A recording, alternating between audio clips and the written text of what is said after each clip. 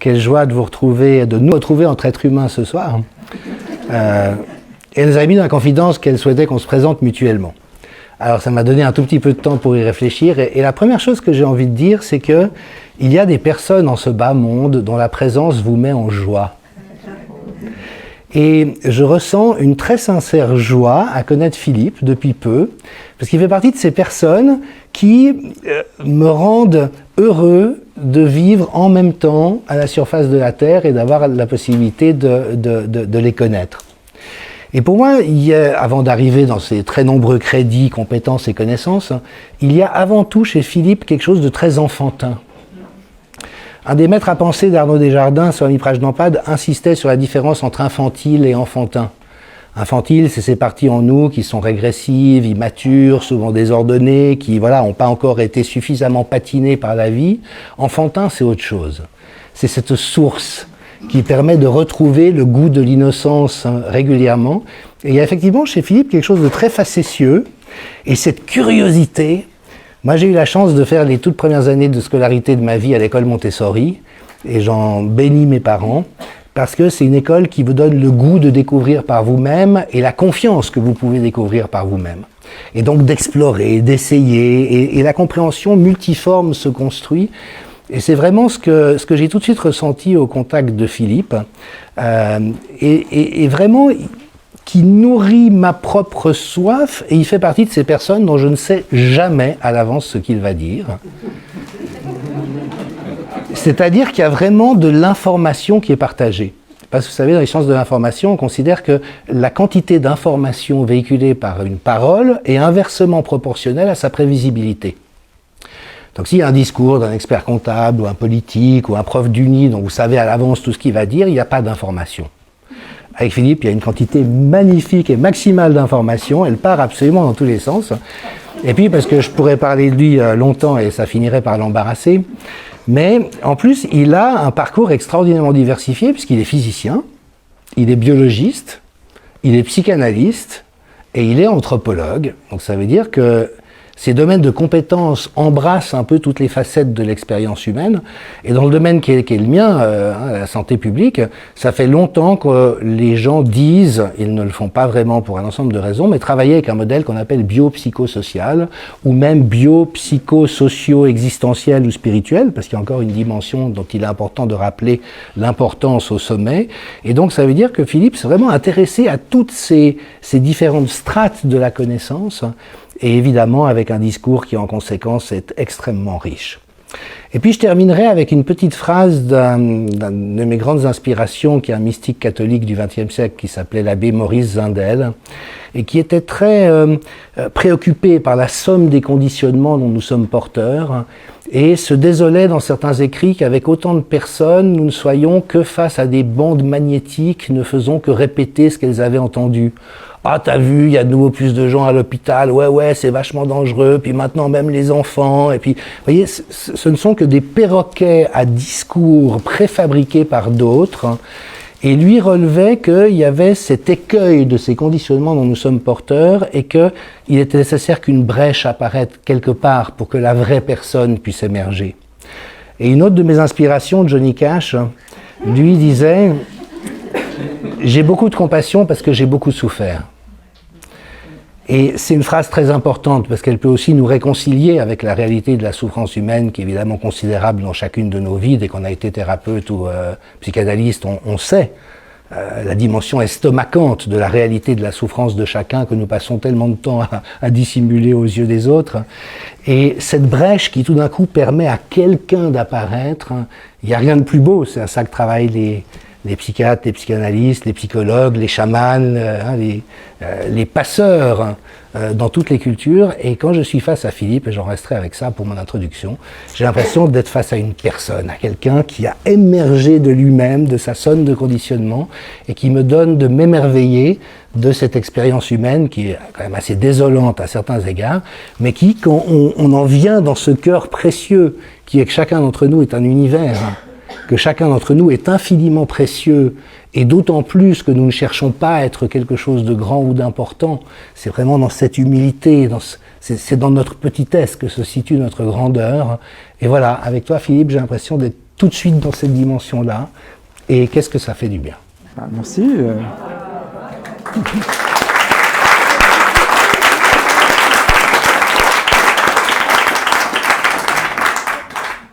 Alors moi, la première fois que j'ai entendu parler de Jean-Dominique Michel, c'est Monica qui me dit « Tu devrais écouter ce gars-là, il raconte la même chose que toi. »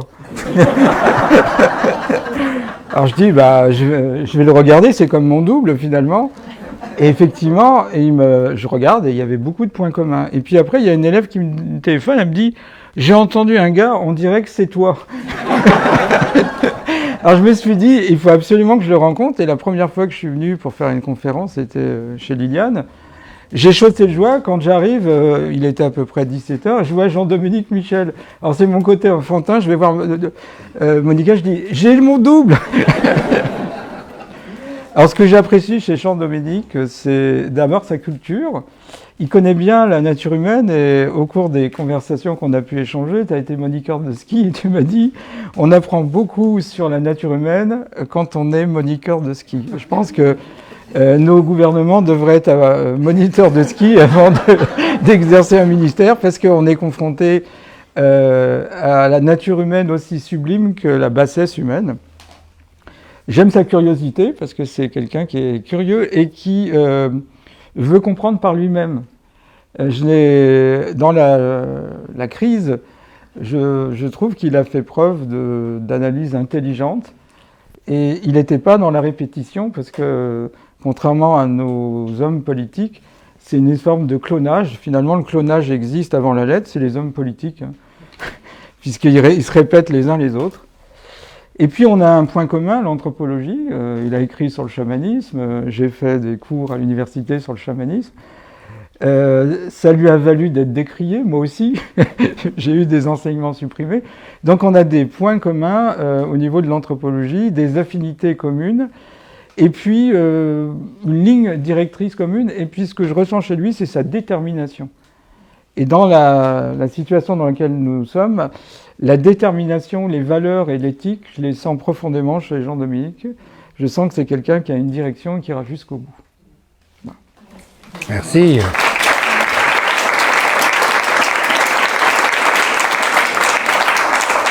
Merci Philippe, et ça me permet de placer une autre citation de Johnny Cash, excusez-moi, mais qui est très importante. Il disait « Les personnes autour de moi pourront vous le dire, je n'abandonne pas. Je n'abandonne pas. Et je n'abandonne pas par frustration ou entêtement, je n'abandonne pas parce que je n'y crois pas. Je n'abandonne pas. » Et je trouve qu'à ce moment très particulier du devenir de notre société, où finalement nous tous qui avons pressenti depuis le départ que les choses ne se limitaient pas à la surface de ce qu'on nous présentait, il y a effectivement quelque chose de cauchemardesque à voir l'agenda gouvernemental, enfin multigouvernemental ou supragouvernemental être mis en œuvre impitoyablement. Ça n'a plus rien à voir avec la science, ça n'a plus rien à voir avec la santé publique, on ne sait pas très bien ce à quoi ça a à voir, en tout cas moi qui ne suis pas un spécialiste ni de la criminologie ni de la finance, c'est difficile pour moi de me retrouver là-dedans.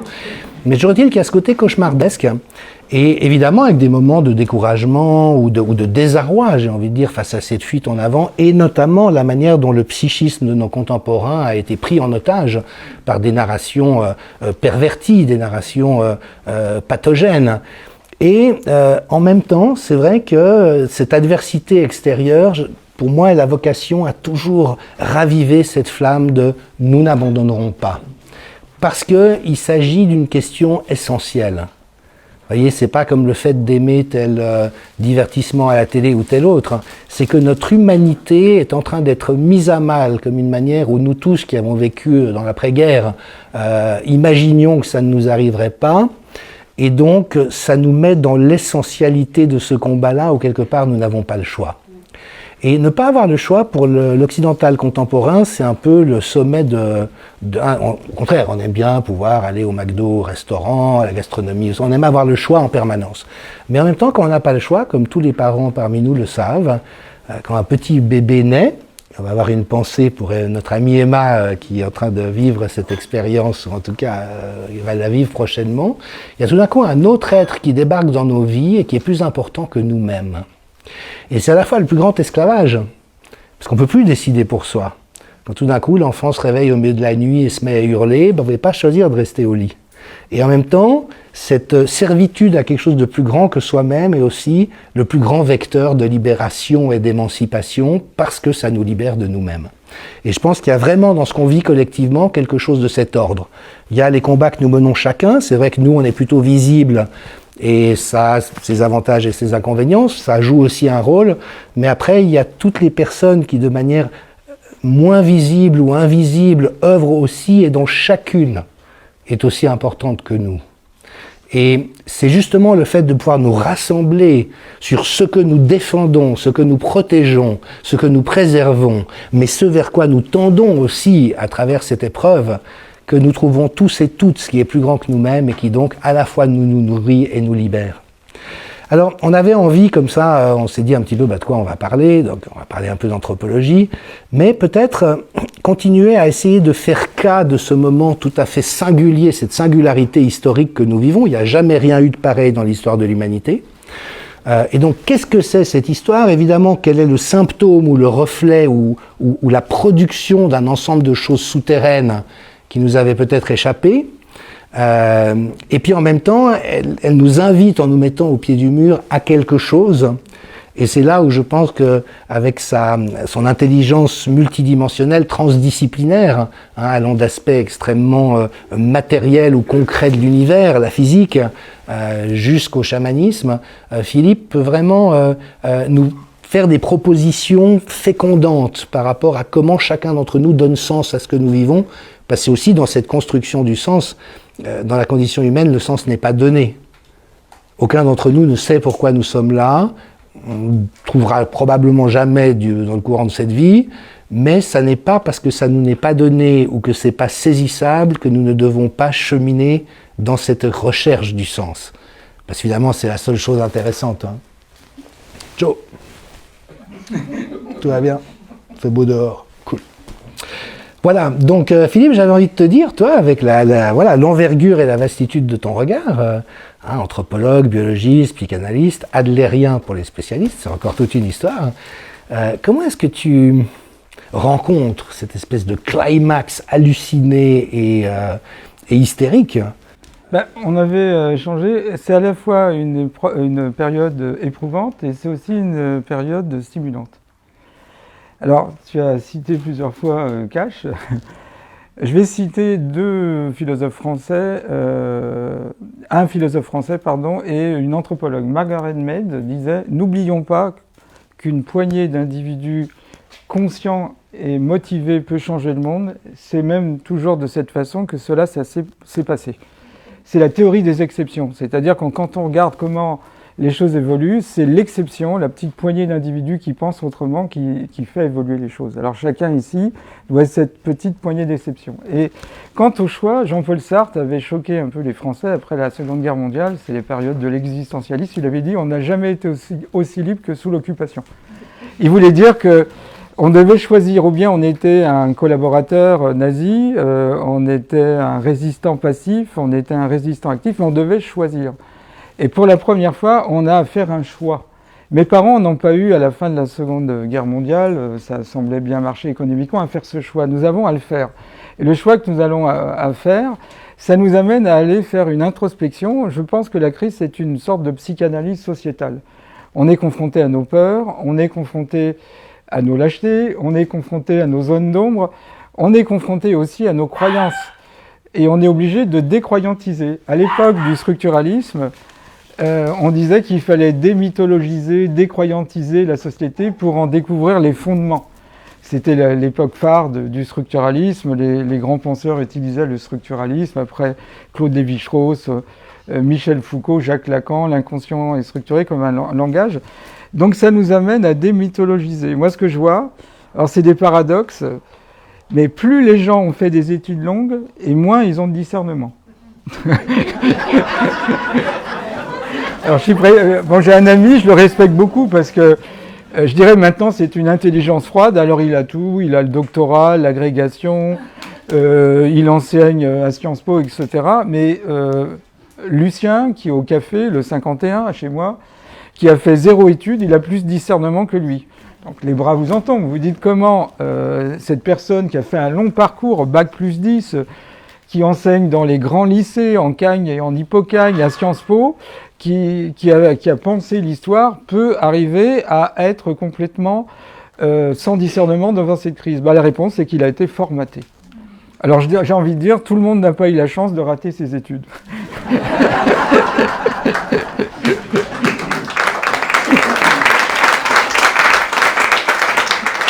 Ensuite, ce qu'on voit, c'est déjà le monde auquel on avait adhéré est un monde de mythologie. On était dans le mythe de la République, de la démocratie. On était dans le mythe d'une science qui était en quête de vrai. Et on s'aperçoit qu'on nous a vendu du faux, quoi. C'est une fake news. On a une science qui est soumise aux intérêts économiques. Et puis, pour donner, moi, celui qui m'a frappé dans la crise comme vraiment étant en mesure de me donner des clés de lecture, c'est Ionesco. On est dans du théâtre de l'absurde. Et alors, je remercie Martin Blachier. Martin Blachier, c'est un personnage à la Ionesco. Il admet que les vaccinés sont contaminants. Donc, on se dit, tiens, il y a une prise de conscience. Et il ajoute, c'est pour ça qu'il faut vacciner les non-vaccinés. C'est du Ionesco ou du Harold Pinter.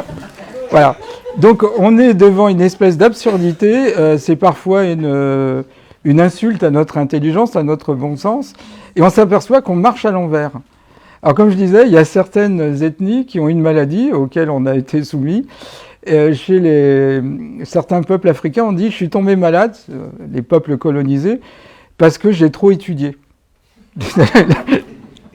Chez les Baoumés, on dit ça « je suis tombé malade parce que j'ai trop étudié ». Alors ça veut dire quoi? Parce que j'ai été imprégné d'une culture qui n'était pas ma culture. Donc on m'a dévié de ma trajectoire. Alors, c'est quand même une curieuse société où les gens ont un discernement inversement proportionnel à leur année d'études. On est en perte totale de bon sens. On s'aperçoit que ce n'est pas la science qui guide la politique, c'est la politique qui guide la science. Et alors, j'ai essayé de donner des pistes de compréhension, en tous les cas pour moi, puis pour mes proches, pour savoir pourquoi on se faisait vacciner. Alors, j'en ajouterai une par rapport à ceux qui m'avaient déjà écouté. Il y a ceux qui se font vacciner parce qu'ils ont peur. C'est les covidistes. Ceux-là, c'est une raison valable. Ils ont peur, ils se font vacciner. C'est regrettable qu'ils soient tombés dans le narratif, mais c'est comme ça. Après, il y a les comme-avantistes. C'est ceux qui veulent revenir comme avant. Alors, il y a les comme-avantistes voyagistes. Alors, ils veulent voyager comme avant, mais ça paraît mal barré. Et puis, il y a les comme-avantistes économiques. Ils veulent revenir comme avant au niveau économique. Après, il y a les suivis, ceux qui pensent à rien. Et puis, il y a une autre catégorie. C'est des gens qui sont dans une sorte de rituel de passage, sans que ça soit dit. Alors, le rituel de passage, c'est un terme qui a été forgé et popularisé par un anthropologue qui s'appelle Arnaud van Gennep. Et ça désigne le rite qui prépare ou accompagne le passage d'une personne d'un état à un autre, d'une situation à une autre. Alors, par exemple, on a connu des rites de passage qui ont disparu, mais avant, on passait de l'enfance à l'adolescence avec les pantalons qui s'allongeaient. Il y a des rites de passage comme enterrer encore sa vie de garçon ou sa vie de jeune fille. J'ai l'impression qu'il y a un rituel de passage vers le grand reset en se faisant vacciner. Vous voyez, sans que ça soit clairement dit, mais on se fait vacciner parce que d'une certaine façon, on a baissé les bras dans l'idée qu'on pouvait avoir autre chose en termes d'avenir que le rituel de passage. Donc on se fait vacciner pour aller vers ce rituel de passage. Et puis à l'opposé, dans les initiations, il y a des fois où on a des sortes d'abstinence alimentaire ou autre. Et ceux-là, ils sont plutôt en rituel de passage vers le grand réveil. Et il y a un peu comme ça 2 rituels de passage qu'on voit. On a même un voisin, chez nous, on lui a demandé pourquoi il s'était vacciné. Il a dit « je sais pas ». Non mais vraiment, on a passé toute une soirée. Il a dit « je sais pas ». Il a dit « c'est vrai ». Même à un moment donné, il se parlait à lui-même. Il dit « c'est vrai, pourquoi je me suis fait vacciner ?» Donc il s'est fait vacciner parce que, en gros, il fait comme les autres. Et ça, c'est important, c'est qu'un individu, alors c'est plutôt le volet psychanalytique ou sociologique, dans la pyramide des besoins de Maslow, on a besoin d'appartenir à un groupe. Et donc le fait, dans les sociétés traditionnelles, d'être banni de la société, c'est la pire des punitions, c'est pire que la prison, parce qu'on perd son appartenance à un groupe. Et quand on regarde la pyramide des besoins de Maslow, qui devrait être un peu dépoussiérée, mais si on l'étudie, tous les étages en France ont été attaqués. Alors le premier étage, c'est pour vivre, on a des besoins physiologiques, primaires, manger, boire, dormir. Puis après, on a besoin de sécurité et de normes. Donc il y a des gens qui ont besoin de normes. Et peut-être, puisqu'on doit donner des solutions, le grand réveil, il doit être plus structuré. C'est-à-dire qu'il y a des gens qui sont attirés par la structuration du grand reset. C'est pas réjouissant, mais c'est structuré. Beaucoup de gens ont peur de l'inconnu. Et on en parlait tous les deux. Il y a beaucoup de gens qui voulaient un monde quantique, on l'a. Un monde quantique, c'est un monde probabiliste, indéterminé, indéterminable. Donc on ne sait pas ce que sera l'avenir, mais on est pris par un flot. Et le plus important, c'est de garder son intuition, ses valeurs profondes, je dirais son éthique. L'éthique, c'est l'esthétique de l'esprit. Ensuite, vous avez le besoin d'appartenance et d'amour, et puis vous avez l'estime de soi, et enfin, le dernier étage, c'est la réalisation de soi. Donc les trois premiers étages, c'est plutôt les besoins propres à chaque individu, primaire, et le deuxième étage, c'est plutôt une aspiration spirituelle. Si vous regardez, réalisation de soi, c'est difficile actuellement. Estime de soi, si vous n'êtes pas vacciné, vous êtes un dangereux malfaiteur, un délinquant social, vous mettez en péril. Que fait la police? Après, vous avez perdez votre norme, l'appartenance à une norme, à un sens communautaire. Et puis, vous voyez bien aussi qu'on est mis en péril par rapport à l'avenir économique. Les gens perdent leur travail. Et quand on regarde cette pyramide de besoins, des besoins de Maslow, on se dit « Waouh, quel travail de sape a été fait !» Alors, moi, c'est le volet plutôt physicien. Je pense que je suis ni positif ni négatif, je suis possibiliste. La philosophie qui se dégage de la physique quantique, c'est que l'avenir est ouvert à un multiple potentiel futur. Et donc, ça dépend de nous. C'est-à-dire, ça dépend de nos émotions, ça dépend de notre conviction, ça dépend de notre capacité à croire au grand réveil, à la société qui va l'accompagner. Donc, la première chose, c'est qu'on doit vraiment penser les valeurs qui seront les nôtres, chevillées au corps, et qu'on veut voir triompher dans ce grand réveil. Et puis, nos besoins, on a tous ici des besoins de partager des opinions, des idées, on est des humains, et on n'a pas envie de ce grand reset qui est basé sur le transhumanisme, c'est la mort de l'humaine nature. C'est le second volet du nihilisme, après la mort de l'homme de Nietzsche, c'est la mort de l'humaine nature. Et donc essayez vraiment quotidiennement de penser ce grand réveil, les valeurs qui vous mettront en joie, et puis de penser à la façon dont vous voudriez vivre dans ce grand réveil, et puis qu'est-ce qu'on peut faire ensemble, puisqu'il y a tout à faire. Je ne me fais pas de soucis, il y a tout à reformer, l'économie, la pédagogie, les grands instituts universitaires, voilà, l'ENA, que vous savez très bien, quand vous regardez dans une glace, ça fait Anne. Hein. En France, on est supposé avoir les compteurs Gégère qui détectent les intelligences brillantes. Alors ça n'a pas marché quand on voit l'état de la France. Alors on a l'école normale supérieure en économie, vous voyez l'état économique de la France, en philosophie, en sociologie, etc. On n'a que des grandes écoles ou des grands ingénieurs, mais quand on voit ce que ça a donné, ça veut dire qu'il y a quelque chose qui n'a pas vraiment marché. Voilà quelques réflexions sur lesquelles je suis sûr que Jean-Dominique va pouvoir rebondir. Merci. Parmi les références communes qu'on s'est découvertes, il y a Stéphane Loupasco, qui était un logicien dont l'œuvre est restée relativement confidentielle, elle a été passablement reprise, mais d'une manière un peu différente par Edgar Morin, et qui lui avait montré que tout phénomène ou tout système est en tension de deux pôles antagonistes, qui tour à tour s'actualisent, c'est-à-dire deviennent réels, et tour à tour se potentialisent, c'est-à-dire qu'ils se déréalisent, mais ils gagnent de l'énergie ou de la puissance. Alors pour vous donner un exemple très bête, dans un couple, vous avez un pôle fusion, vous avez un pôle séparation, et puis le couple, dans son histoire, il va fluctuer entre les deux, et à chaque fois qu'un pôle s'actualise, l'autre gagne de la force pour pouvoir générer l'effet de balancier. Et alors c'est très résumé, je m'en excuse, mais schématiquement, ce que la pensée de Lupasco a permis, c'est de sortir de la logique binaire non contradictoire aristotélicienne pour réintroduire cette possibilité de la simultanéité. Merci d'avoir rappelé mon parcours de prof de ski, parce que j'ai coutume de dire que de toutes les formations que j'ai faites dans ma vie, c'était la plus rigoureuse. Pourquoi ? Parce que si vous n'étiez pas un excellent skieur, vous ne pouviez pas avoir votre patente de prof de ski. J'ai vu d'innombrables médiocres avoir des doctorats à l'université, parce qu'il suffit d'y rester suffisamment longtemps en disant ce que le prof a envie que vous écoutiez pour avoir votre doctorat. Donc c'est vraiment étonnant. Et à quoi cela tient-il ? Probablement par le fait que quand vous êtes sur des skis, vous ne pouvez pas mentir.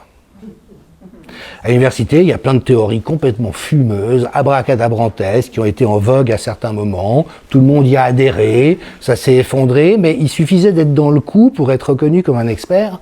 Si je vous mets sur des lattes, si vous ne savez pas skier, vous n'allez pas faire illusion longtemps. Alors, il ne faut pas caricaturer non plus, c'est-à-dire qu'il y a en nous un pôle de concrétude et de pragmatisme, il y a un pôle de réflexion spéculative et de théorie, et ce qu'on entend bien, c'est qu'il est important que les choses ne se déséquilibrent pas. C'est comme entre la créativité et la rigueur, si vous voulez. S'il y a trop de créativité, ça part dans tous les sens et on ne peut plus rien en faire. S'il y a trop de rigueur, il n'y a plus de créativité.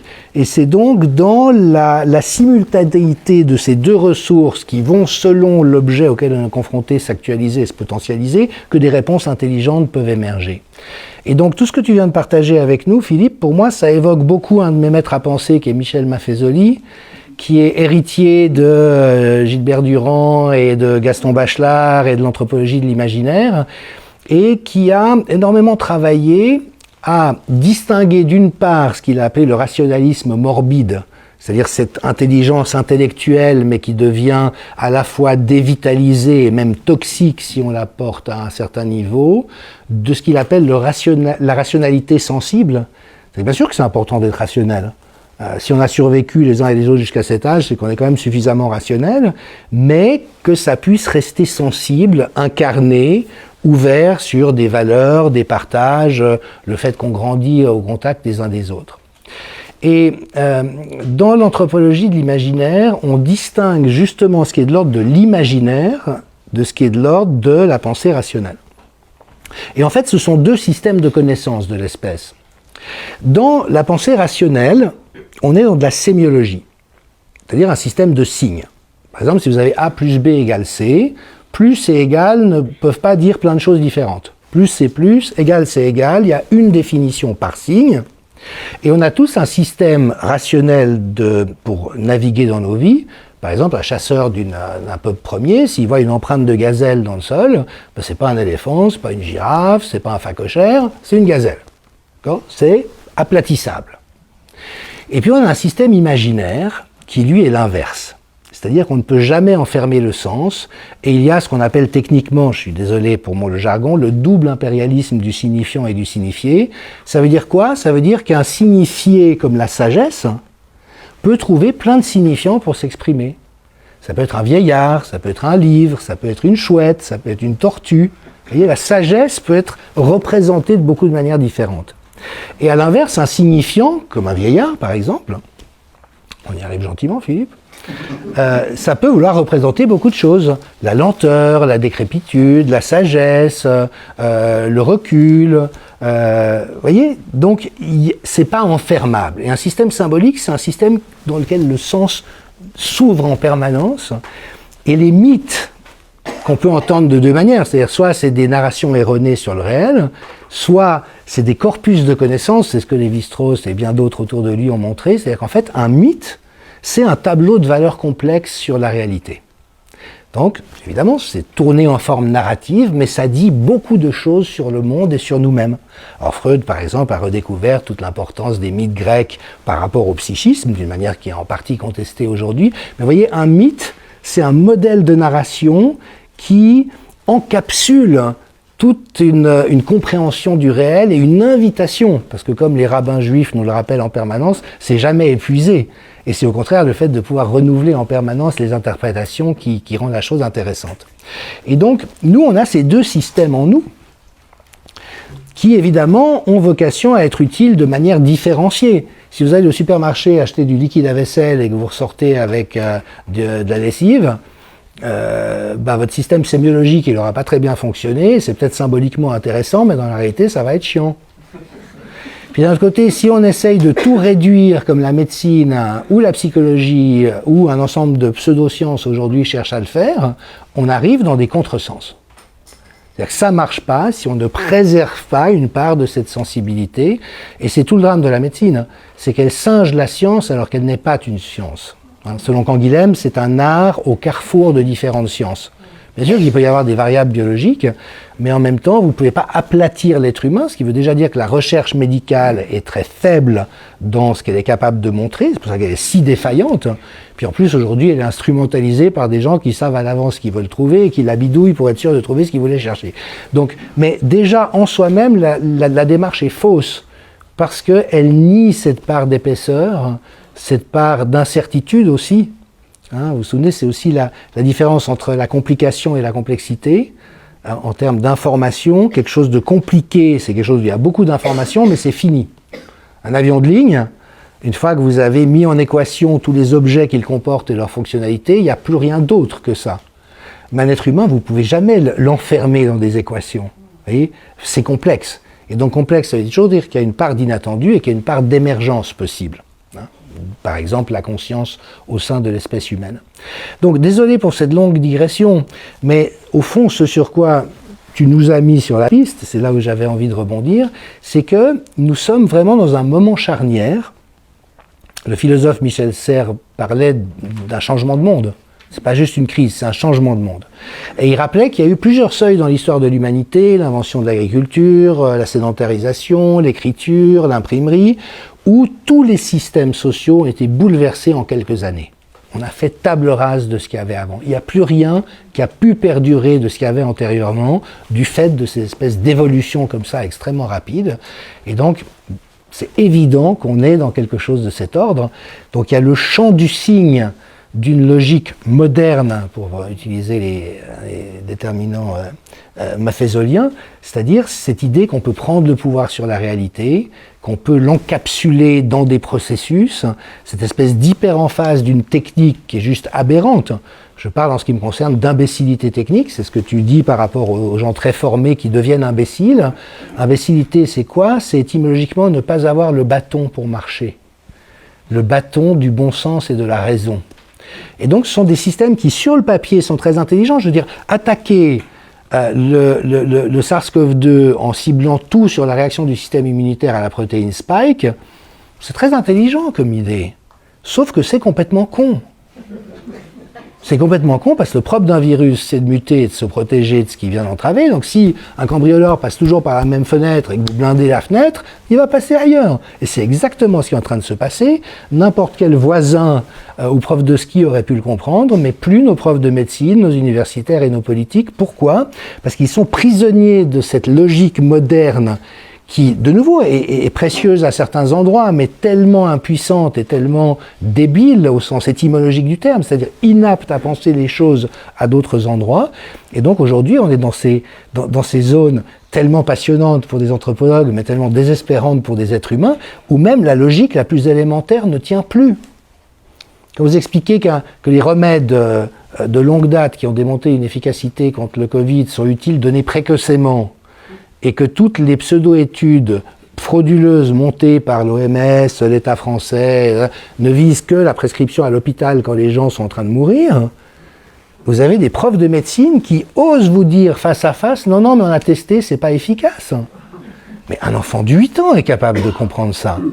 Et en fait, j'en resterai là pour cette intervention, l'autre intuition géniale de Maffezoli, qui dans sa thèse de doctorat d'État en 1976, si je ne m'abuse, avait parlé de totalitarisme doux, c'était de montrer que dans cet effondrement de la modernité, il y a une faillite des élites qui aujourd'hui ne sont plus du tout ni capables de penser le monde, parce qu'ils sont arriérés sur le plan de leur logique et de leur référentiel, mais aussi se sont mis en trahison de leur service de l'intérêt collectif. C'est-à-dire que l'élite, et bien sûr qu'il y a des élites, mais elle n'a de sens, elle ne trouve son sens que d'être au service du collectif. C'est à ça que ça sert une bonne élite. Mais quand elle ne sert plus que son intérêt dévoyé ou des intérêts auxquels elle s'est prostituée, à ce moment-là, elle devient nocive pour le collectif. Et c'est ce qu'on voit maintenant. On est dans un état de maltraitance de la part des élites sur la population, de manipulation, de torture psychologique. On est vraiment dans du lourd de chez lourd. Et ça, Maffezoli l'avait pressenti à la fin des années 70. Il n'a cessé d'avoir raison au cours de route. Et on voit d'ailleurs que c'est la pierre d'achoppement. Notre amie Ariane Bileran, qui vit en Colombie, m'expliquait comment là-bas, la population est très aware, comme dirait Van Damme. Parce qu'ils ont l'habitude que les autorités leur mentent, ils savent qu'ils ne peuvent pas faire confiance au système de pouvoir, donc ils ne sont pas dupes une seconde. Mais nous, pauvres Suisses, et pauvres Français, qui avons été biberonnés dans l'illusion sirupeuse qu'on pouvait faire confiance aux élites qui nous gouvernent, bon, c'était relativement vrai pendant une période. Je ne suis pas sûr que De Gaulle et Pompidou étaient l'équivalent de ce qu'est Macron aujourd'hui. Alors, il ne faut pas trop idéaliser le passé, mais enfin, il y a un moment donné où quand même cette convergence et cette unité de valeurs faisaient en sorte qu'on était relativement en confiance. Et ce que la population n'arrive pas à imprimer aujourd'hui, c'est qu'elle est otage d'une élite maltraitante, malfaisante et mal intentionnée, sans scrupules, qui répond exactement à la définition que Rakami avait donnée du pervers narcissique, c'est-à-dire quelqu'un pour qui un mensonge réussi vaut une vérité. On a tous une culpabilité, on le sait en thérapie, plus les gens sont des belles personnes, plus elles culpabilisent, pour tout et rien, donc peut-être recadrer un petit peu ça, mais la culpabilité c'est quoi? C'est ce système de scrupules qui nous permet de prendre conscience de qu'on n'a pas été cohérent avec nos valeurs. Et donc on se sent coupable. Et là, on est face à des gens qui n'ont aucune culpabilité par rapport à rien, ni par rapport aux mensonges qu'ils disent. Conseil fédéral au mois d'avril, dès que tous les adultes qui souhaiteront avoir été vaccinés l'auront été, nous lèverons toutes les restrictions. Il n'y a aucune raison épidémiologique ou médicale d'imposer le pass sanitaire, qui a été introduit sur la base d'une fraude scientifique en France, comme Vincent Pavon l'a montré. Eh ben, le Conseil fédéral n'a aucune vergogne à renier sa parole. On est en train de torturer les enfants, il n'y a pas d'autre terme. Je disais, c'est un des sujets qui me bouleverse le plus. C'est ignoble ce qu'on est en train de faire vivre aux enfants.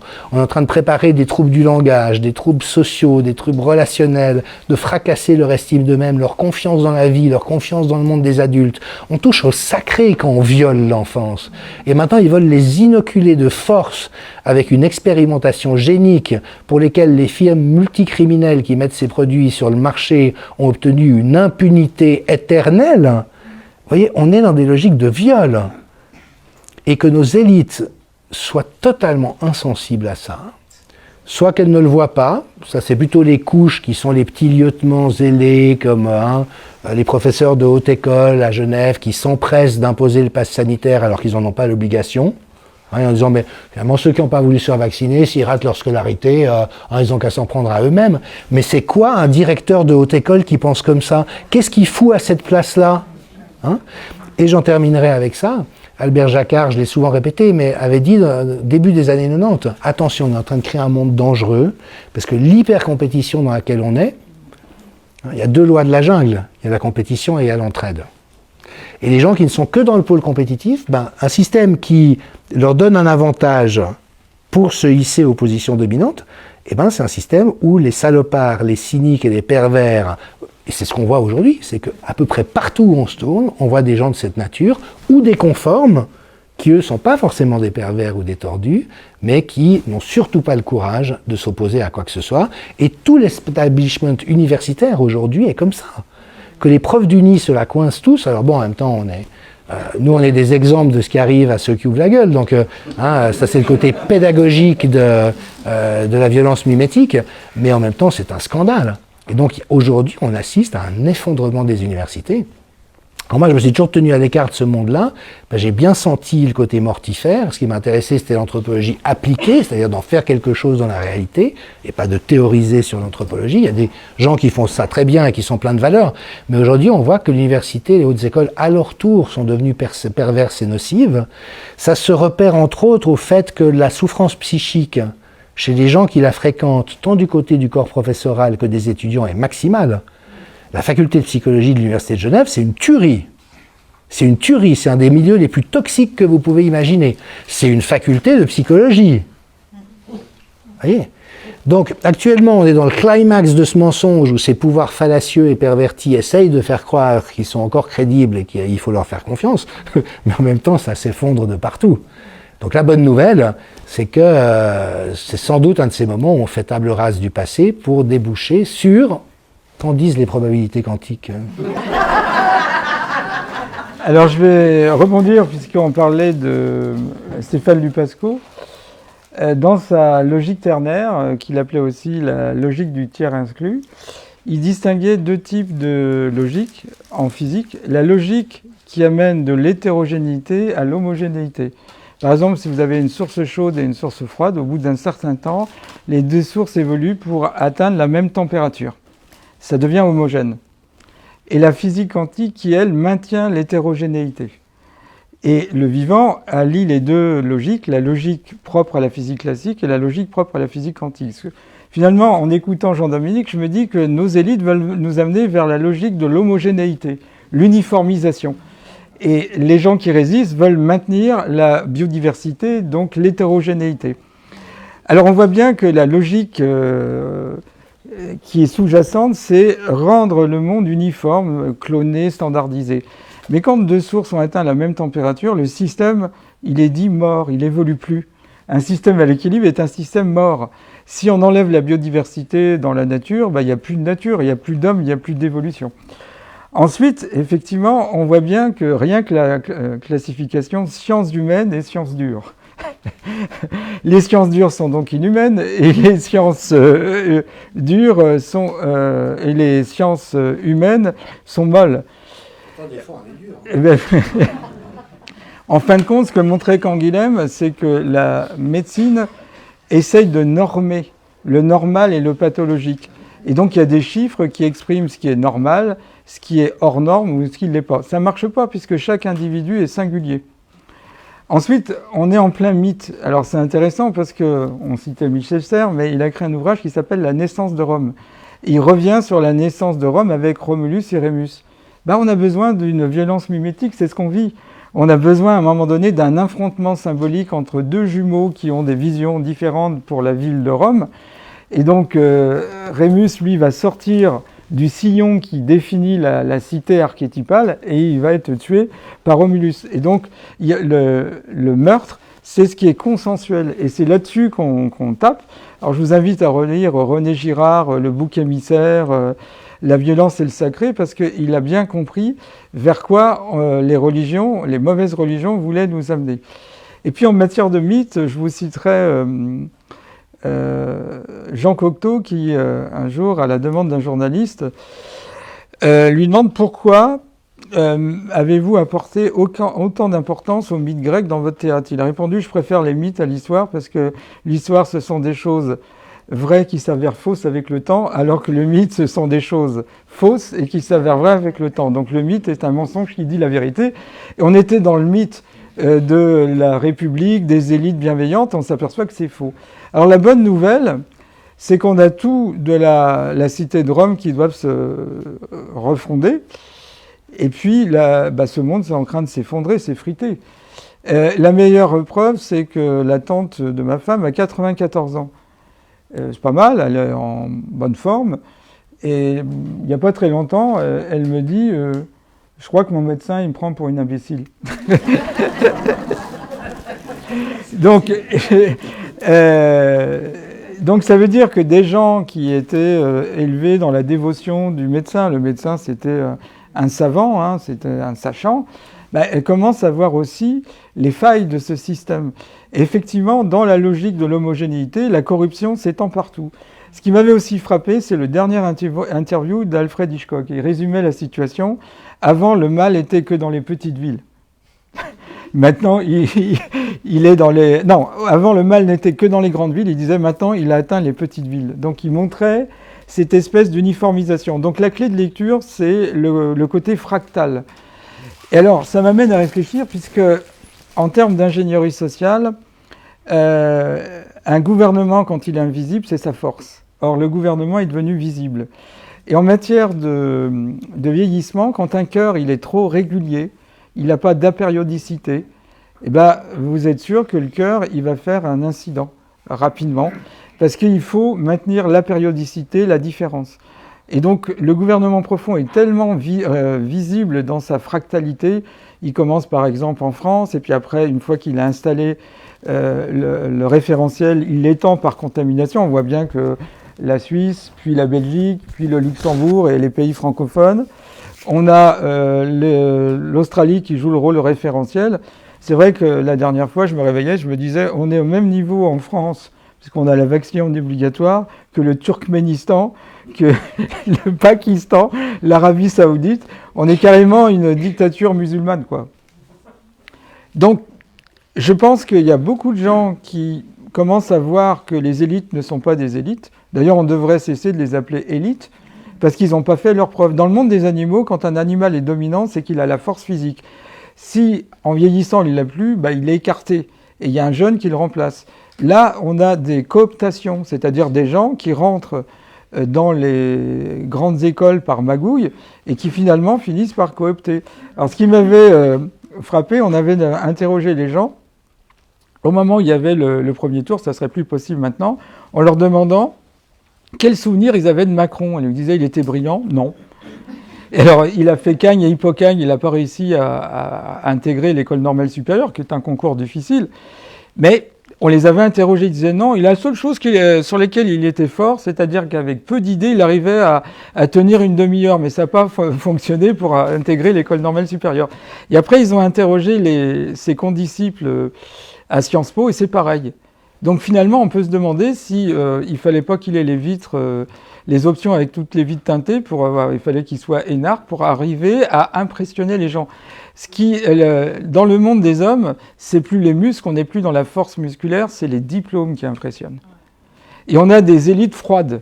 C'est-à-dire quand on regarde les élites comme Jacques Attali, etc., mais quand vous regardez comment il est considéré en tant qu'économiste à l'étranger, mais sa cote est très très basse. C'est une gloire locale. Ça me fait penser à Pierre Dac, comme disait le célèbre philosophe qui habite en dessous de chez moi, au 2e étage, quoi. C'est à peu près ça. Donc, c'est plutôt réjouissant parce que finalement, on voit les élites s'effondrer dans leurs mensonges. Et le problème du mensonge, c'est qu'on fait un premier mensonge, puis un deuxième mensonge. Dans le théâtre de la biche, c'est ça, quoi. Quelqu'un est rentré tard, alors au lieu de dire la vérité à sa femme, il commence à rentrer dans un mensonge, et c'est assez génial parce qu'à ce moment-là, ça monte exponentiellement, il ne peut plus contrôler. Donc ils sont tellement enferrés dans le mensonge qu'ils ne peuvent plus s'en tirer. Voilà. Donc c'est à nous de se positionner, de voir le rideau se déchirer, et puis il y a un autre auteur qui avait prévu l'inversion des élites, c'est René Guénon. René Guénon, dans La crise du monde moderne, prévoit qu'à la fin de ce qu'il appelle un cycle, et on est dans la fin de cycle, les élites sont inversées. C'est les gens au bas de l'échelle, entre guillemets, qui ont le plus de discernement et qui vont reconstruire le nouveau monde. Donc forcément, les gens qui sont actuellement à une certaine position, ils ont peur de perdre leur place. Il n'y a pas très longtemps, j'avais fait une réunion où il y avait une juge qui disait « Oui, mais il faut réformer de l'intérieur ». Et on voyait que c'était criant, qu'elle ne voulait pas perdre sa place. Donc elle voulait réformer, alors on disait, mais réformer quoi, puisque tout est corrompu? Non, mais on peut y arriver. C'est-à-dire, les élites ont une peur de perdre leur place, donc c'est des dominants qui refusent d'être enlevés de leur position de dominant. Ensuite, je pense qu'au bout d'un moment, ils finissent par rentrer dans une forme, dirait Luc Pascoe, de logique de l'homogénéité, et puis ils ont peur d'être exclus, c'est-à-dire c'est la chasse aux sorcières.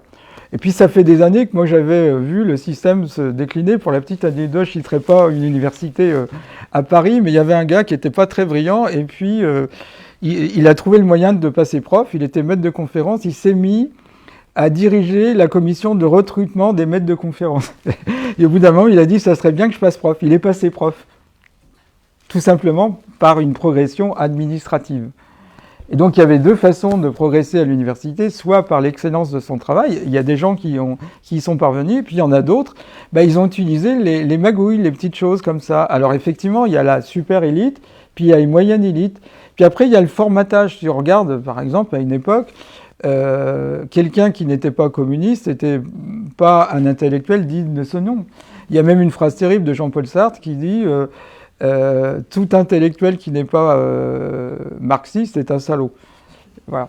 Et alors, autre anecdote, j'avais un oncle qui était membre du Parti communiste, et un jour, il a été écouté à Paris une conférence de Jean-Paul Sartre, et Jean-Paul Sartre, dans son aveuglement idéologique, formidable intelligence, mais c'est l'illustration parfaite d'une sorte de pensée bouclée, il avait fait allusion à des vaches marxistes qui produisaient un nom incroyable de lait. Puis mon oncle, qui était quand même plein de bon sens, a dit « c'est pas possible ». Donc à ce moment-là, il a déchiré sa carte du Parti communiste et il m'a dit « j'ai jamais plus relu Jean-Paul Sartre ».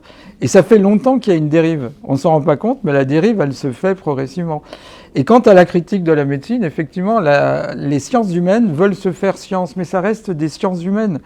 L'économie n'est pas une science, on parlait de la médecine, c'est de l'idéologie algébrisée. On a déjà dans les équations ce qu'on veut faire triompher. Donc, à partir du moment où on a mis au pinacle ce qui est mathématique, c'est-à-dire ce qui enferme dans des signifiants bien précis, on a gommé l'humain. Tout à fait. Et Korzybski, qui était un logicien, disait que la force des mathématiques, c'est sa concision, c'est sa symbolique, mais le prêt à payer, c'est son abstraction. Et donc vous avez des gens, on raconte cette histoire où il y a un mathématicien qui est chargé de modéliser une vache. Alors il commence à dire, bon, la vache, on va la symboliser par un cercle. Et puis il y a quelqu'un qui prend la modélisation du mathématicien, on va dire un physicien, on dit, on va considérer que la vache soit un cercle, on va garder l'hypothèse, et puis en bout de chaîne, il y a quelqu'un qui dit, soit un cercle, c'est-à-dire une vache. Voilà, on est passé de le représenter simplifié à c'est la simplification. Et on voit bien d'ailleurs, il y a des lois en économie qui sont complètement aberrantes. La loi de Phillips qui vous dit que le chômage il est inversement proportionnel à l'inflation. Donc vous réfléchissez, si vous voulez avoir un chômage nul, il vous faut une inflation maximale, ou si vous voulez avoir une inflation nulle, il vous faut un chômage maximal. Mais on a envie de dire, mais il y a bien un moment donné, il y avait un plein emploi. C'est comme d'Alembert qui avait démontré mathématiquement que les oiseaux ne pouvaient pas voler, puis il y a quelqu'un qui a levé la main et qui a dit, mais alors comment ils font les oiseaux pour voler? Tu veux rebondir? Oh volontiers. Volontiers, parce que tu parles de ce simulacre qui émerge d'une pensée compliquée, mais inapte à la complexité. Et actuellement, dans le domaine médical, c'est maximal. Et moi, ce qui me fascine le plus, c'est que les gens puissent entendre ça et ne pas bondir sur place. Je vous donne un exemple. Vous savez qu'il y a un ensemble de traitements précoces qui donnent des bons résultats contre le Covid. Et on le sait pour plusieurs raisons. D'abord parce que tous les territoires où on les utilise, on voit qu'effectivement ça tasse l'épidémie très rapidement. Il vous souviendra qu'il y a quelques semaines, on nous parlait de la tragédie abominable en préparation en Inde, que les cas explosaient. On montrait des images de bûchers dans les rues qui ont lieu là-bas toute l'année parce qu'ils font des crémations à ciel ouvert. Et puis en nous annonçant une apocalypse. Et puis ça fait pétard mouillé, donc du coup on s'intéresse au prochain territoire où l'apocalypse se poursuit. Et quand on observe qu'est-ce qui s'est passé, les provinces qui ont simplement donné les petits sachets, rappelle-moi le nom. Voilà, où il y a de l'ivermectine, de l'azithromycine, du zinc et de la vitamine D, et on voit qu'effectivement les... D'accord. Voilà, que vraiment, c'est la bonne réponse. On a une quarantaine d'études répondant aux meilleurs critères scientifiques qui le démontrent, et ils viennent de fermer un centre à l'hôpital Riviera-Chablais où ils avaient donné une licence d'utiliser ça, qu'à peu près 400 patients soignés, très peu, 3 hospitalisations sans gravité parce que les prescriptions avaient démarré trop tard, et vous avez un ponte du CHUV. Le CHUV, c'est arrosé à années longues par les laboratoires pharmaceutiques qui ont donné plus d'1 milliard de francs au cours des 10 dernières années aux hôpitaux, aux médecins et aux sociétés médicales. et qui vient expliquer que déjà ça veut rien dire parce que le Covid est une maladie qui n'est pas grave du tout, donc il y a très peu de gens qui finissent à l'hôpital. On est en train de signer la sonnette d'alarme, que les hôpitaux débordent, c'est complètement faux. Il comptabilise dans ses statistiques les gens qui sont à l'hôpital pour d'autres raisons et qui ont un PCR positif. Donc ce type nous explique que de toute manière le Covid c'est pas grave, donc le fait que l'utilisation de l'ivermectine a donné des bons résultats, ça veut rien dire, et que tant qu'il n'y a pas des études randomisées en double aveugle sur des dizaines de milliers de personnes, on ne peut pas être sûr que si ça a un effet ou non. Ce qui de toute manière ne doit pas être suffisant pour interdire aux médecins de prescrire. Alors, quand vous connaissez un peu le sujet, en plus, les études randomisées en double aveugle sur des dizaines de milliers de personnes, ça coûte extrêmement cher. Et ça n'est financé que par les laboratoires pharmaceutiques. Or, on sait dans la littérature scientifique, petit a, que les études randomisées en double aveugle n'ont pas d'avantage probant sur les études observationnelles. Il y a une revue Cochrane, c'est la Rolls-Royce de la validation scientifique de l'evidence base en 2014 qui l'atteste, et rien qui le contredit. Et par ailleurs, que les études randomisées en double aveugle sur des grandes cohortes financées par l'industrie pharmaceutique produisent des résultats systématiquement biaisés. Donc ce que ce professeur du CHUV nous dit, c'est si une étude n'est pas financée par l'industrie et n'aboutit pas à un résultat biaisé, ça n'est pas scientifique. Non mais, il faut quand même percuter à un moment donné. Faut oser dans le saccage de la logique la plus élémentaire pour des motifs crapuleux. Tu avais envie de réagir. Oui, les études randomisées ne sont pas utiles quand il y a des résultats probants. C'est ce qu'avait dit Raoult au début de la crise. Il faut revenir à ça. Alors, autre chose, c'est toujours pareil. Je me souviens une petite anecdote. Au moment où il y avait le sida dans les années 80, j'étais chez un copain et son oncle, qui à l'époque devait avoir 80 ans, il écoute les explications. À l'époque, on utilisait l'AZT, l'azidotimidine. Et c'était une molécule qui est connue pour abaisser la défense immunitaire. Et alors ce brave homme nous regarde tous les deux, puis il dit « je comprends pas, alors c'est le sida, c'est syndrome d'immunodéficience acquise, et on donne une molécule qui abaisse la défense immunitaire ». Donc il avait utilisé le bon sens élémentaire, et effectivement cette molécule, Peter Duesberg, qui était un virologue à l'époque assez communicant, avait dit « l'AZT est une molécule intéressante puisque lorsqu'on divise par 2 sa concentration, on divise aussi par 2 le nombre de morts. » C'était une façon habile de parler. Et donc, on a imposé les études en double aveugle randomisées parce que ça privilégie les laboratoires pharmaceutiques qui ont, comme l'a rappelé Jean-Dominique, les moyens de le faire. Mais quand vous regardez la littérature, au début du sida, quand il y avait des résultats qui dépassaient au moins les 30 à 40%, on ne faisait pas d'études randomisées. On fait des études randomisées en double aveugle quand il y a une suspicion d'action entre le remède et un éventuel effet placebo. Ils ont complètement inversé. Alors, une des clés de lecture, c'est pour ça que Ionesco est intéressant, c'est que vous inversez tout, vous avez la vérité. Donc, si vous regardez ce qu'a fait le gouvernement français, vous inversez et vous avez ce qu'il fallait faire. Quand ils vous disent qu'il faut une étude en double inverse randomisée, vous inversez, il faut faire l'inverse. Et systématiquement, si vous abusez à inverser, vous débouchez 9 fois sur 10 sur la vérité. Donc au moins c'est un des effets positifs de la crise. Ceux qui sont en quête de vérité, je leur conseille d'écouter Cassec, Véran, Macron.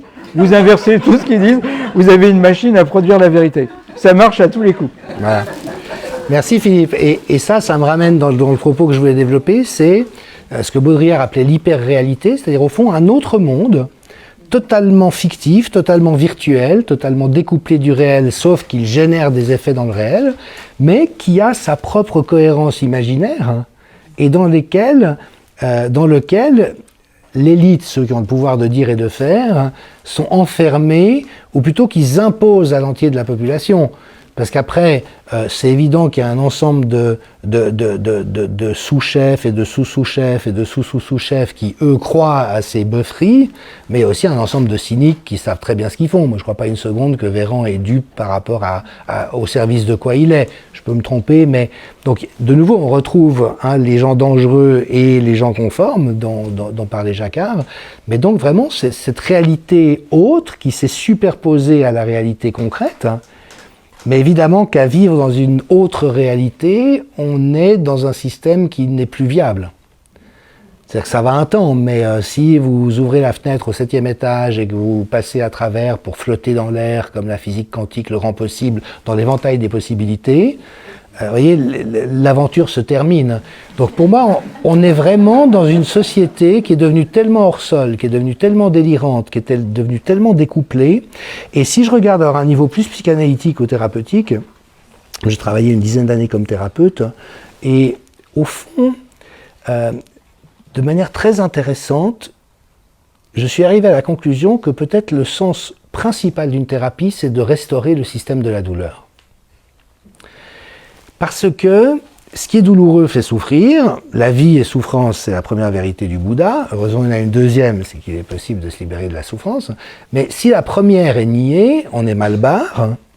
Et puis au fond, ce que je voyais, c'était des gens qui arrivaient avec des parcours de vie extrêmement violent, la vie n'est par personne, des héritages transgénérationnels glauquissimes, une charge de souffrance énorme, ils disaient ouais mais bon, voilà, c'est pas si grave que ça, quoi, puis chacun a ses difficultés, puis ouais, on va pas en faire tout un plat. Or, si on regarde biologiquement le système de la douleur, c'est quoi? C'est quelque chose qui m'informe que quelque chose est dangereux ou nocif pour moi et que je dois m'en extraire. Posez votre main sur la plaque chauffée à rouge, ça sert à quoi le système de la douleur? Ça sert à enlever la main. Et aujourd'hui, dans ce délire collectif dans lequel on est parti, il y a une chose qui est préoccupante, c'est que les gens sont tellement mutilés à leur sensibilité et à leur humanité que le système de la douleur est amorphe, il est anesthésié. Alors, évidemment que ça ne sort pas de nulle part. Toute l'éducation, malheureusement, est une grande entreprise de mutilation, qui ne vise pas à créer des êtres humains épanouis, capables de penser par eux-mêmes, créatifs, à contribuer à de la valeur, mais des futurs citoyens conformes qui obéiront aux autorités. Donc il y a évidemment, ça sort pas de nulle part, on est déjà dans ce modèle mécanique depuis longtemps. Keith Richards, guitariste des Rolling Stones, raconte dans sa biographie qu'il a toujours mangé quand il avait faim et jamais parce que c'était l'heure de manger. Et il rappelait que manger à midi et le soir, il y a la sonnerie, c'est l'usine. Vous sortez de la chaîne, vous avez 1 heure pour manger, vous mangez, vous retournez sur la chaîne. Et ce modèle-là, qui était une innovation à la fin du 19e, est devenu ce à quoi on est tous soumis. Regardez comme on est en permanence l'œil rivé sur l'heure et en train de jongler. Vous voyez ? Donc voilà, ce modèle-là, il ne sort pas de nulle part, mais il a comme conséquence d'avoir une humanité qui est mutilée à elle-même, et notamment de sa capacité de souffrir de ce qui fait souffrir. Et si on ne restaure pas ça préalablement, eh ben, à ce moment-là, on n'a juste pas la boussole pour naviguer dans le réel. Donc vous avez un éditorialiste de la Tribune de Genève l'autre jour qui dit non, mais le pass c'est une liberté. Et les gens qui refusent de se faire vacciner, c'est leur choix, mais après, ils peuvent toujours manger sur des terrasses, ils peuvent toujours suivre les cours à distance, et puis ma foi, où est le problème? C'est des problèmes de riches, tout ça. Vous voyez? Donc les enfants masqués, enfin, voilà toute cette masse de souffrance énorme qui est infligée à tout le monde. Ce journaliste qui appartient à un milieu privilégié, ceux qui ont le pouvoir de faire et de dire, la presse, elle se porte très bien depuis quelque temps, parce qu'elle vend bien avec les trucs catastrophiques, puis en plus, elle est arrosée par les gouvernements qui sont en train de complètement la prostituer. Donc lui, il est à l'aise dans son truc, mais comme le médecin est à l'aise, comme le prof d'uni est à l'aise. Martin Kulldorff, qui est un des plus grands épidémiologistes au monde, dont j'ai traduit un entretien récemment, a une lecture magnifique. Déjà, ça fait du bien d'entendre une des plus grandes voix venir à ma rescousse, parce qu'il dit exactement ce que je dis depuis 1 année et demie. Tout ce qu'on a fait est contraire, c'est ce que tu dis, l'inversion, à tout ce qu'on sait devoir faire pour gérer une épidémie. C'est l'inverse exact. Et on n'arrête pas de nous raconter l'inverse, donc lui le rappelle. Il y a quand même ce plus grand consensus de scientifiques actuel, qui est la déclaration de Great Barrington, portée par des épidémiologistes de Harvard, Stanford et Oxford, réunis par des dizaines de milliers de scientifiques à travers le monde, qui disent on a fait tout faux, il faut protéger les catégories à risque de la population, vivre avec ce virus qui est là pour rester et qui de toute manière s'atténue au fur et à mesure du temps, et puis mettre en œuvre des réponses de santé publique qui soient dignes de ce nom et qui correspondent à ce qu'on sait devoir faire. Mais en même temps, il souligne que c'est cette génération Zoom, comme ils l'appellent, c'est-à-dire tous ces gens qui finalement peuvent très bien vivre dans le confinement et à distance. J'avais Didier Pittet et autres, Antoine Flao, qui gagnent quoi, 300 000, 400 000, 500 000 balles par an. Eux, c'est très facile de dire « Ah, il faut confiner ». Il n'y a aucun bénéfice avéré au confinement. On sait au contraire depuis toujours que c'est ce qu'il ne faut surtout pas faire. On voit que dans tous les pays où l'épidémie a flambé, c'est parce qu'on a supprimé les traitements et confiné en même temps. Vous avez le cocktail explosif. Et ces gens-là viennent encore aujourd'hui nous expliquer que si ça se trouve, il va falloir confiner si pas assez de gens acceptent de se faire vacciner. Mais c'est un scandale absolu. Mais en même temps, de cette position égocentrique où eux ne souffrent pas, ils sont devenus indifférents à la souffrance des autres, il n'y a plus d'empathie, il n'y a plus de compassion, il n'y a plus d'humanité. Et donc vraiment, notre culture est dans un effondrement où tout ce qu'on a vu arriver, la destruction des écosystèmes, la destruction des peuples et des cultures et des langages, l'uniformisation de la pensée, le déni de réalité humaine, a atteint un tel niveau que cette société n'est plus viable. Et donc elle s'effondre, elle pourrit de l'intérieur, elle pourrit par la tête, comme on dit, c'est-à-dire que c'est les élites qui sont les plus pourries. Et puis nous, évidemment, on est pris entre une corde de gens qui continuent à faire confiance à ce monde-là, parce que c'est ce qu'on leur a appris depuis l'école enfantine, et qu'ils n'arrivent juste pas à ouvrir les yeux sur cette réalité. Juste pour la petite anecdote, j'ai eu quelques passes d'armes avec le propriétaire, directeur d'une grande régie immobilière à Genève, qui disait « Non, mais c'est génial ce pass sanitaire. Les antivax grincheux peuvent rester dehors, mais moi, ma vie, elle est géniale. » Vous voyez, hein, j'ai une autre amie qui est présidente d'un syndicat de personnes en état de précarité. Et elle s'est fait vacciner pour des raisons médicales, parce qu'elle a près de 70 ans, facteur de comorbidité, donc elle s'est fait vacciner. Elle a décidé par solidarité de ne pas demander le pass sécuritaire pour vivre avec les réprouvés. Et ça, c'est ces modèles dont tu parles, c'est ce diapason dont un Mandela à l'époque a été un phare pour toute l'humanité, dont cette personne et d'autres le sont pour nous. Vous voyez, ça c'est ce qui tiendra au travers du gros merdier dans lequel on est, et c'est de là que renaîtra ce à quoi nous aspirons tous, c'est-à-dire une société où on puisse être entre êtres humains avec notre sensibilité, notre authenticité, notre vulnérabilité. Le fantasme de ce monde-là, c'est d'être invulnérable. C'est d'être une machine de guerre, c'est d'être mécanique, c'est la négation totale de notre humanité, comme tu le rappelais. Donc au fond, Maurice Zindel disait notre humanité est devant nous. Nous ne sommes pas encore humains. Nous avons à devenir origine. Nous avons à nous faire origine. Et alors, dans ma préoccupation d'anthropologue comme ça, un peu intéressé à l'évolution de l'espèce, on est la seule espèce qui a ce projet évolutif. Nous vivons d'une manière totalement différente d'il y a 10 000 ans, ce qui n'est pas le cas des dauphins ou des fourmis, qui vivent pareil. Donc nous, on est capable de transformer nos conditions d'existence, mais au fond, on n'a jamais vraiment créé de monde humain, sauf...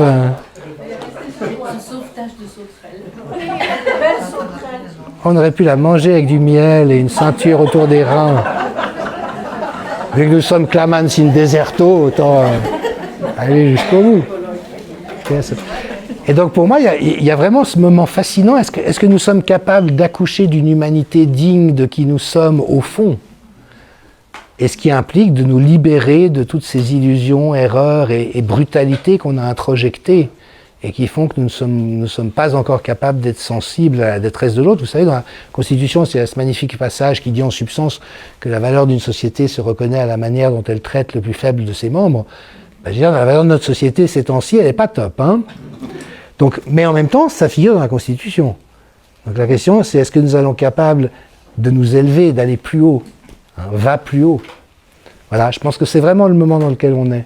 Tu aurais aussi cette... Oui, alors quand on relit Nietzsche, il a toujours le sens de la formule, et à un moment donné, voilà ce qu'il dit: qu'est-ce que la vérité, si ce n'est une troupe mobile de métaphores qui, après un long usage, sont tenues par un peuple pour solide, canonique et fiable.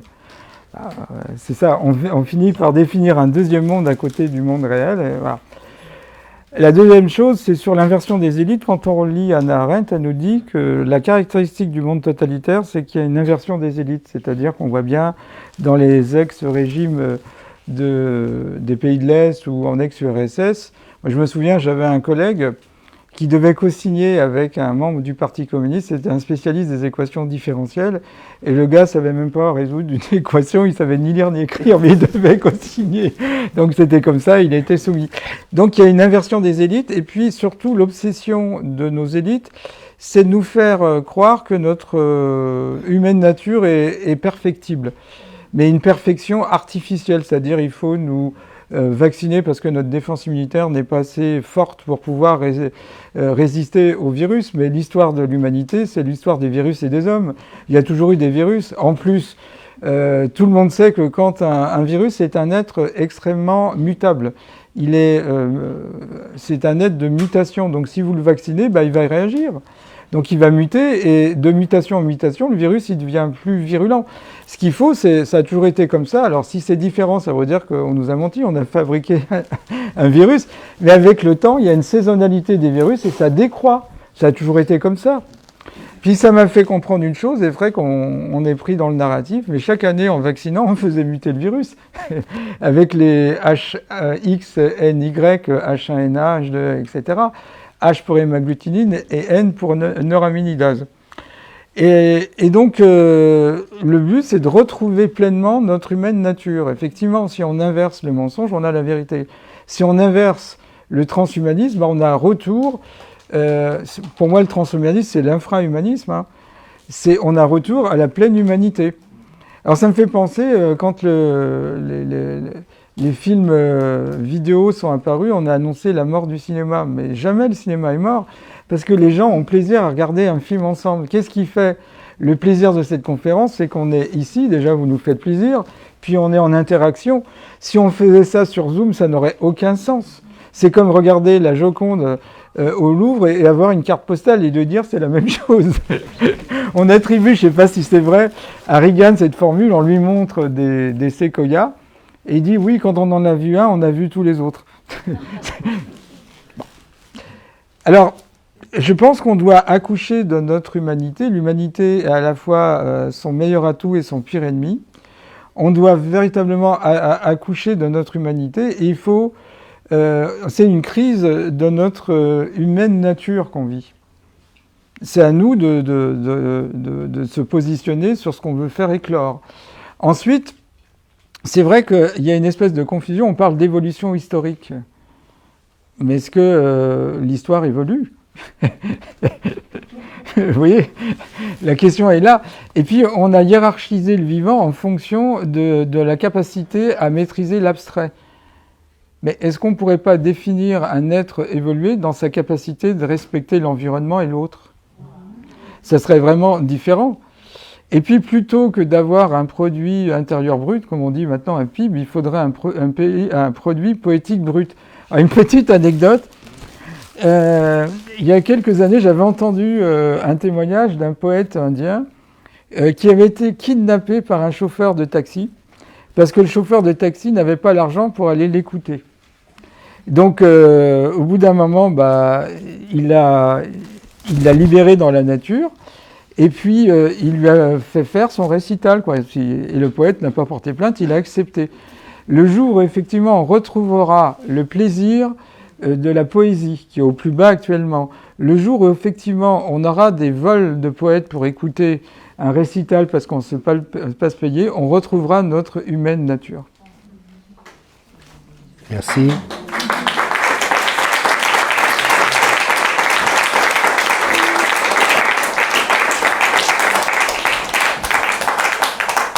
Et on a du chemin à faire. Fabrice Midal, philosophe bien connu, dit de notre époque qu'elle a la haine de la poésie. Et on voit cet effondrement. Victor Hugo a eu des funérailles à Paris où il y avait 1,5 million de personnes dans les rues. C'était phénoménal. La poésie, c'était au cœur de la vie. Et aujourd'hui, dans ce discours justement très sémiologique, très rationnel, où tout doit être court, bref, à l'essentiel, tout ce qui est de cet ordre est vu comme étant perturbant. Hein, et on voit qu'il y a une espèce d'aliénation aux modalités du langage, un appauvrissement du langage. Moi, je vois que mon correcteur d'orthographe sur ces bidules qu'on a, dès que je mets un subjonctif ou même un futur, me propose un présent. Vraiment.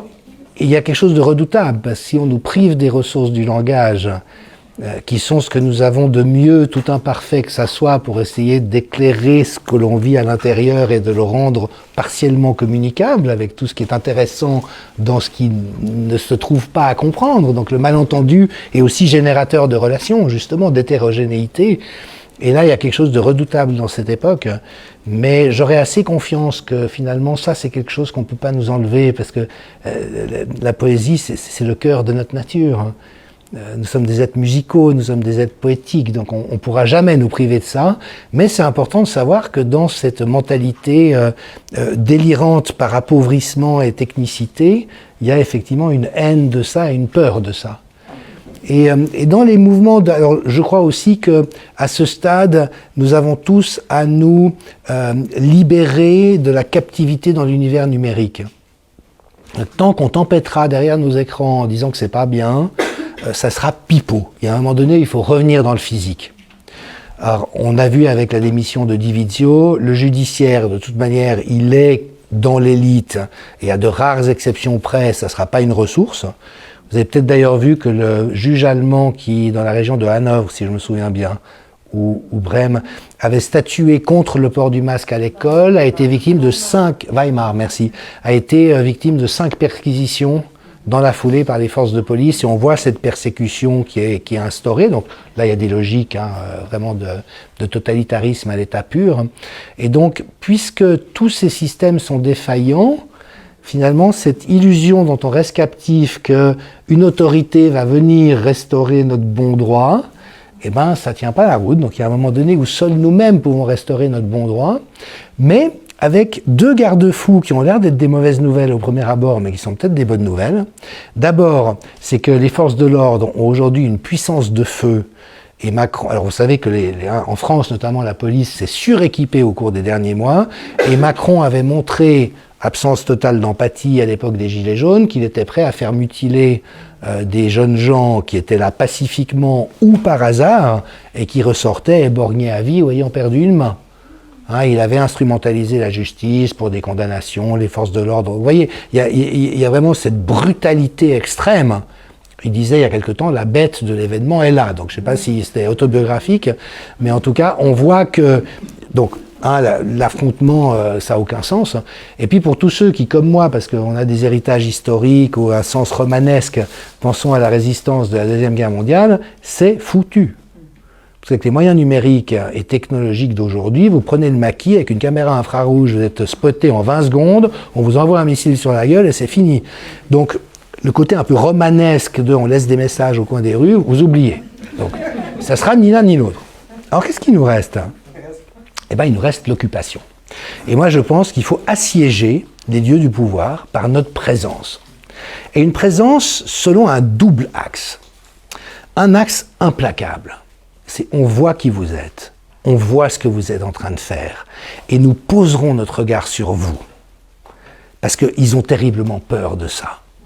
Ils ont peur de celui qui assume. Vous savez, j'ai beaucoup relu Solzhenitsyn au début de toute cette histoire, et grand bien m'en a pris, et il montrait comment les gens dans les purges successives, et c'était en général les gens qui étaient portés à l'élite, qui, après, passaient à leur tour, puis vous voyez, c'était un espèce de jeu de chaises comme ça. Et notamment, pour l'anecdote, je le raconte quand même, il explique comment, évidemment que les plans agricoles staliniens étaient aussi stupides que vous pouvez l'imaginer et dysfonctionnels, donc ça générait des mauvaises récoltes régulières, et à chaque fois qu'il y avait une mauvaise récolte, évidemment que ça ne pouvait pas être la politique de Staline, donc c'était dû au sabotage d'anti-révolutionnaires. Et c'était les responsables d'exploitation ou de région qui partaient en camp parce que, en fait, on les avait démasqués comme dangereux anti-révolutionnaires. Il y avait d'autres gens qui prenaient leur place, puis à la prochaine mauvaise récolte, ils partaient comme ça à la file les uns des autres. Donc ça ne pouvait pas être le réel qui posait problème, c'était l'hyper-réalité. Et ce que Solzhenitsyn racontait, c'est qu'évidemment que la terreur et le coup de massue pour les gens, c'était d'être cueillis au petit matin chez eux, d'être embarqués pour interrogatoire, sans savoir quels étaient les griefs.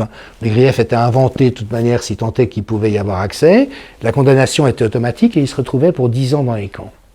Et il expliquait comment ça faisait un tel assommoir que les gens étaient juste en sidération.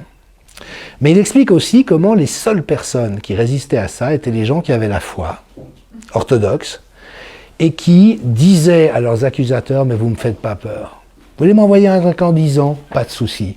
Celui en qui je crois a vécu pire que ça. Envoyez-moi dans un... » Et que les accusateurs étaient tellement désemparés que souvent ils les relâchaient. Parce qu'ils n'arrivaient pas à avoir l'emprise de la peur. Donc je pense qu'on a vraiment aujourd'hui...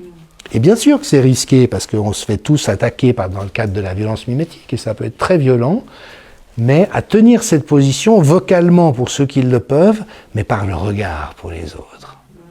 Parce que si vous ne pouvez pas ouvrir votre gueule, parce que les conséquences sont trop fortes, vous risquez de perdre votre emploi, ou de passer pour un paria aux yeux de la communauté, vous faites toujours regarder ce qui se passe. Et que votre regard dise « je vois ce qu'il en est ». Donc nous avons à assiéger ces lieux, à les occuper. Et puis l'autre force, c'est celle qu'Alexandra Orion-Caude a si magnifiquement ouverte avec ses chaînes humaines à Paris. C'est des forces de joie, de poésie, de musique, de légèreté. On est là et nous ne vous donnerons pas le pouvoir d'éteindre ce en quoi on croit et toutes ces valeurs qui sont tellement essentielles pour nous. Vous n'aurez pas notre haine, mais vous n'aurez pas notre terreur. Vous n'arriverez pas à nous intimider, c'est-à-dire la poésie. Voilà, et nous avons à reprendre ensemble cette valeur et à la faire vivre comme on le fait ici, comme beaucoup de gens la font vivre à beaucoup d'endroits. Il ne faut pas croire que c'est stérilisé, c'est très vivant. Alors, deux choses. La première, c'est que pendant l'ex-URSS, la poésie monte. Et donc Georges Steiner a écrit un essai intéressant, La Tour de Babel, où il montre que, comme on ne peut pas dire la chose directement, c'est la poésie qui permet de dire les choses. Et le plus grand pamphlet que j'ai pu lire contre l'ex-URSS et le régime communiste, c'est le Docteur Zhivago, de Pasternak. Et sans avoir l'air d'y toucher, avec une histoire sentimentale, il fait une critique implacable du régime.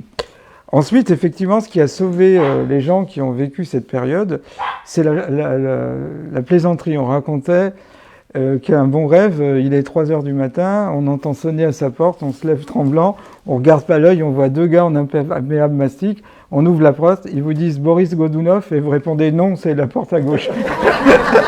Ça, c'est un bon rêve. Donc, et puis surtout, renvoyer un miroir. Alors, Bruno Bettelheim, qui avait été dans les camps de concentration, qui a été un psychanalyste célèbre, avait remarqué qu'il y a des gens qui voulaient imiter leurs bourreaux. Ils étaient massacrés. Il ne faut surtout pas vouloir les imiter, parce qu'à ce moment-là, vous leur renvoyez l'image de qui ils sont. Il faut les regarder pour leur montrer en miroir qu'ils sont des sous-humains à faire ce qu'ils font, et qu'ils peuvent redevenir des humains. C'est à eux de choisir. Voilà. Et que finalement, pour eux, c'est un pari, finalement, soit d'aller dans le sens du pouvoir en place qui les méprisera et qui, comme dans les récoltes, qui seront purgées parce que on considérera qu'ils n'ont pas été assez bons agronomes pour pouvoir avoir une bonne récolte. Et c'est vraiment un miroir qu'il faut envoyer. Ensemble, ils sont forts, et individuellement, ils sont fragiles, parce qu'ils ont encore une conscience. On n'a pas encore des robots, on a encore des êtres humains. Et c'est là-dessus qu'il faut axer.